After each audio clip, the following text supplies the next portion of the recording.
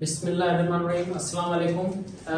Dear students, आज हमारा topic है ग्लाइकोलाइसिस।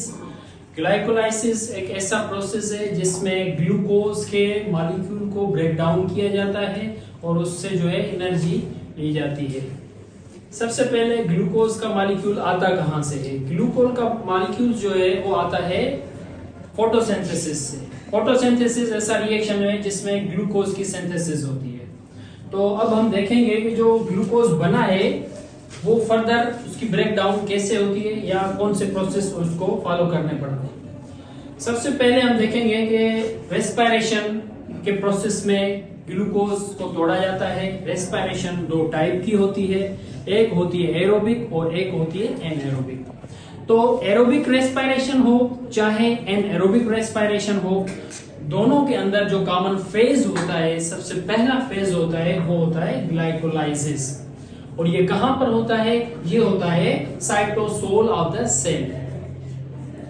इसके दो फेजेस होते हैं। एक फेज होता है प्रिपरेटरी फेज, इसमें बहुत सारे रिएक्शंस होते हैं और इसके रिजल्ट में हमें मिलते हैं 3-PGL।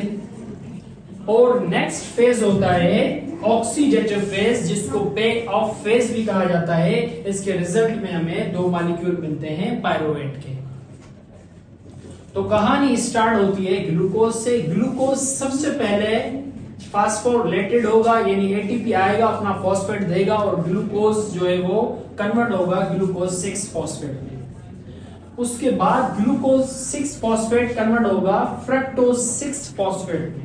यहां पर आइसोमराइजेशन होगी, यानी ग्लूकोज एंड फ्रक्टोज एक दूसरे के आइसोमर्स हैं, तो इसीलिए वो एक दूसरे के अंदर कन्वर्ट हो सकते हैं।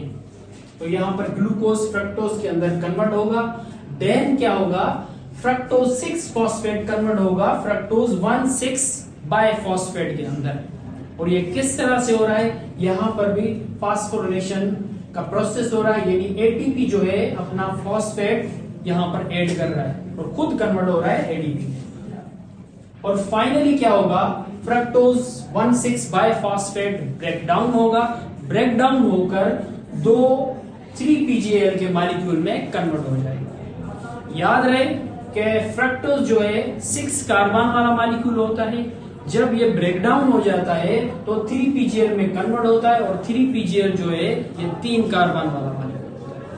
तो इसके रिजल्ट में फ्रक्टोज 1,6 बाइफॉस्फेट के ब्रेक डाउन के रिजल्ट में हमें जो दो मॉलिक्यूल मिल रहे हैं, एक 3-PGL मिल रहा है और एक DHAP मिल रहा है।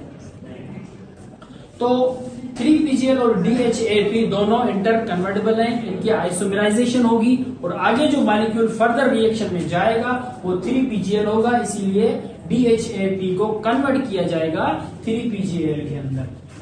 तो फाइनली हमें दो मॉलिक्यूल मिल गए 3-PGAL के, यानी यहां तक जो है फर्स्ट फेज जो प्रिपरेटरी फेज है वो कंप्लीट हो चुका है। तो आगे जो कहानी स्टार्ट होगी वो ऑक्सीडेटिव फेज की कहानी है। वो दो 3-PGL की मॉलिक्यूल से स्टार्ट होगी, यानी दो मॉलिक्यूल्स के एट ए टाइम रिएक्शंस चलते रहेंगे। तो फर्स्ट ऑफ ऑल क्या होता है? यहां पर होती है ऑक्सीडेशन।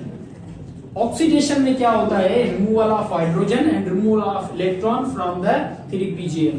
जब 3-PGL अपने हाइड्रोजन और इलेक्ट्रॉन जो है वो रिलीज करेगा तो NAD का मॉलिक्यूल जो साइटोसोल में मौजूद होगा वो इन हाइड्रोजन और इलेक्ट्रॉन को रिसीव करेगा। जब रिसीव करेगा तो ये रिड्यूस होकर बन जाएगा NADH। यानी यहां पर एट ए टाइम रिडक्शन भी हो रही है, ऑक्सीडेशन भी हो रही है। तो इस रिएक्शन को हम कहेंगे रिडॉक्स रिएक्शन। तो इसके रिजल्ट में एक और फिनोमेना यहां पर होता है, यानी यहां पर फास्फोरिलेशन भी होती है, यानी without the breakdown of ATP consume किए बगैर ही यहां पर जो फॉस्फेट है वो 3-PGL के मॉलिक्यूल में ऐड हो जाते हैं। तो ये बन जाता है 1,3-PGL। इसके बाद नेक्स्ट क्या होता है? 1,3-PGL अपना फॉस्फेट यहां से डिटैच करता है, यानी यहां पर जो भी रिएक्शन हो रहे हैं कोई ना कोई एंजाइम वो रिएक्शन करवा रहा होता है। तो वो यहां पर जो एंजाइम आएगा वो 1,3-PGL को कन्वर्ट कराएगा 3-PGA में और इसके रिजल्ट में क्या होगा? एक फॉस्फेट जो है डिटैच होगा और ये ऐड हो जाएगा एडीपी में और यहां पर इसके रिजल्ट में हमें मिलेगा एटीपी। तो दो मॉलिक्यूल हैं तो इसके रिजल्ट में 2 एटीपी यहां पर इस स्टेज पर बनेंगे।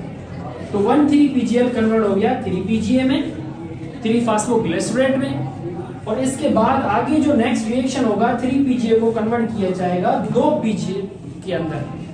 2-PGA जो है 2-PGA में क्यों कन्वर्ट हुआ, यहाँ पर सिर्फ रीअरेंजमेंट हुई है फॉस्फेट की। यहाँ पर 3rd नंबर पर ऐड है फॉस्फेट, यहाँ पर 2 नंबर पर फॉस्फेट ऐड है।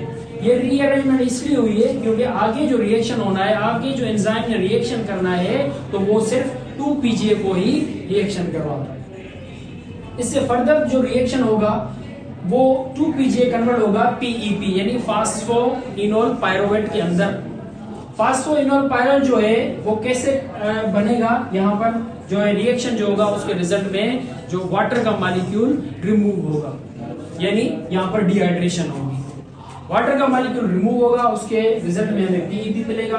और फाइनली हमें यहाँ से फॉस्फेट डिटेच होते हुए नजर आ रहा है। जैसे ही फॉस्फेट डिटेच होगा तो PEP कन्वर्ट हो जाएगा पायरोवेट के मॉलिक्यूल के अंदर, और जो फॉस्फेट डिटेच होगा यहाँ पर जो ATP मौजूद है वो उसको अटैच करेंगे और यहाँ पर इसके रिजल्ट में ATP बन जाएंगे। तो फाइनली हमें 2 मॉलिक्यूल पायरोवेट के मिल गए। तो जो ऑक्सीडेटिव फेज है उसके रिजल्ट में हमें 2 मॉलिक्यूल पायरोवेट के मिल गए।